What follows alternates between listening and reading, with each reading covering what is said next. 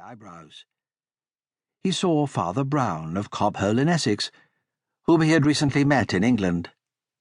He saw, perhaps with more interest than any of these, a tall man in uniform, who had bowed to the Galloways without receiving any very hearty acknowledgment, and who now advanced alone to pay his respects to his host. This was Commandant O'Brien, of the French Foreign Legion. He was a slim yet somewhat swaggering figure, clean-shaven, dark-haired and blue-eyed, and, as seemed natural in an officer of that famous regiment, of victorious failures and successful suicides, he had an air at once dashing and melancholy.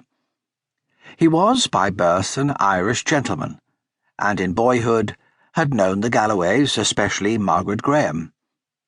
He had left his country after some crash of debts, and now expressed his complete freedom from British etiquette by swinging about in uniform, sabre and spurs. When he bowed to the ambassador's family, Lord and Lady Galloway bent stiffly, and Lady Margaret looked away. But for whatever old causes such people might be interested in each other, their distinguished host was not specially interested in them. No one of them, at least, was in his eye the guest of the evening. Valentin was expecting, for special reasons, a man of world-wide fame, whose friendship he had secured during some of his great detective tours and triumphs in the United States. He was expecting Julius K. Brain, that multimillionaire whose colossal and even crushing endowments of small religions have occasioned so much easy sport and easier solemnity for the American and English papers.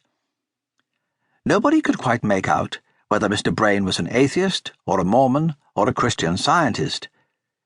He was ready to pour money into any intellectual vessel, so long as it was an untried vessel. One of his hobbies was to wait for the American Shakespeare, a hobby more patient than angling. He admired Walt Whitman, but he thought that Luke P. Tanner of Paris, Pennsylvania, was more progressive than Whitman any day. He liked anything that he thought progressive. He thought Valentin progressive, thereby doing him a grave injustice. The solid appearance of Julius K. Brain in the room was as decisive as a dinner bell. He had this great quality, which very few of us can claim, that his presence was as big as his absence. He was a huge fellow, as fat as he was tall, clad in complete evening black, without so much relief as a watch chain or a ring. His hair was white and well brushed back like a German's.